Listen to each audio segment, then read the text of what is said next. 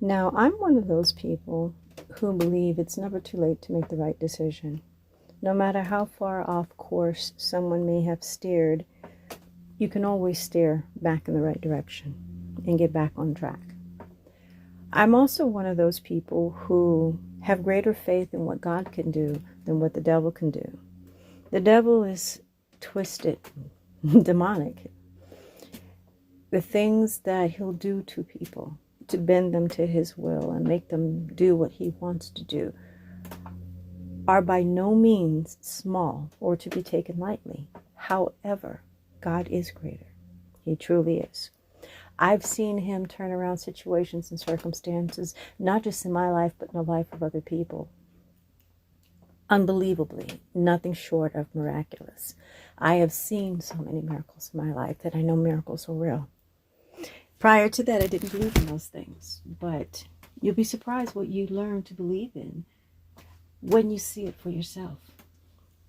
And again, back to the fact that most people do not take seriously the spirit realm, and that there are very powerful things, beings, deities, entities that can affect your life. And all that, well, you have to give them permission.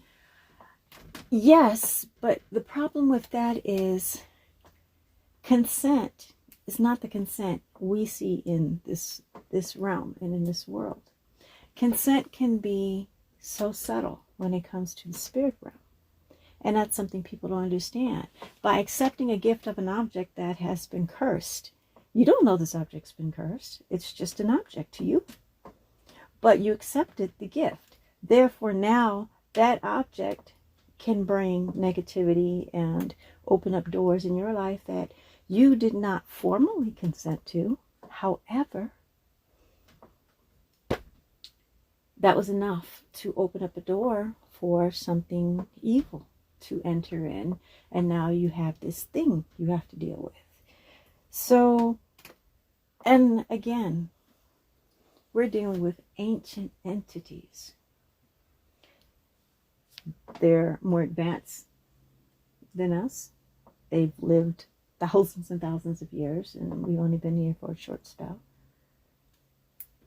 They have access to powers and understandings that we don't have about what's happening and what's going on, especially since we live in a society that, to keep control, they use fear tactics and illusions. So we never know what's real, what isn't.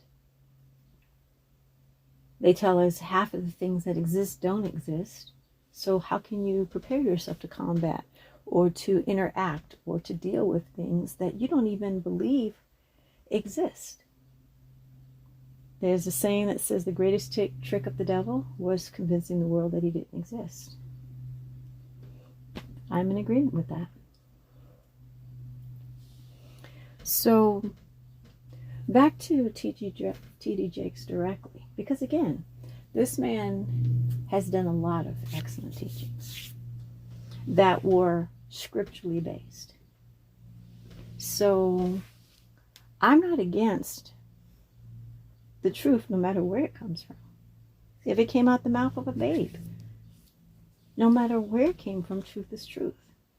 However, think of the testimony once he's freed of the control and the unclean spirits now that may have a hold of him.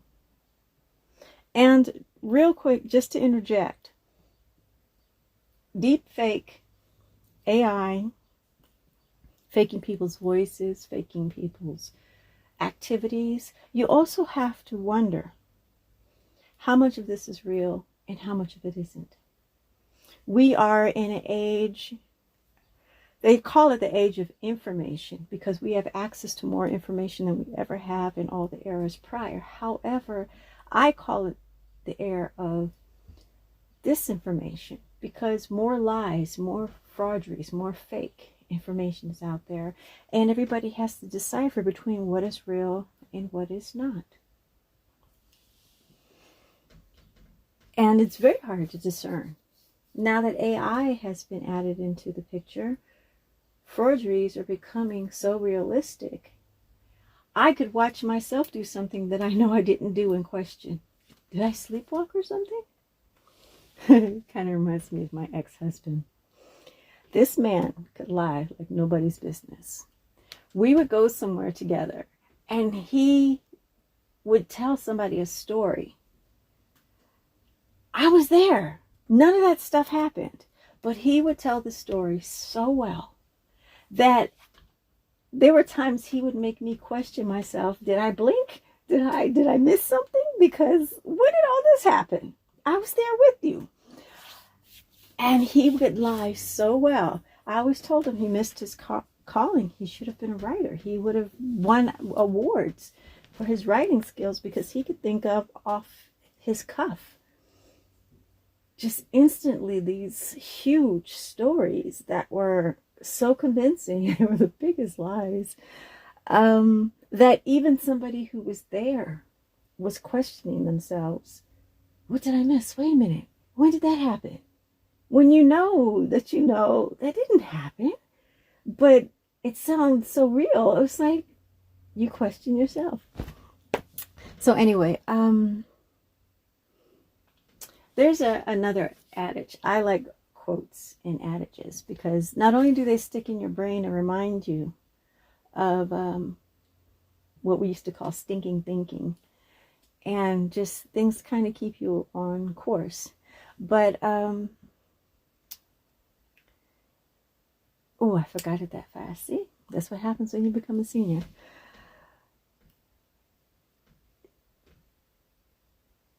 But what I was going to say is that think of the testimony.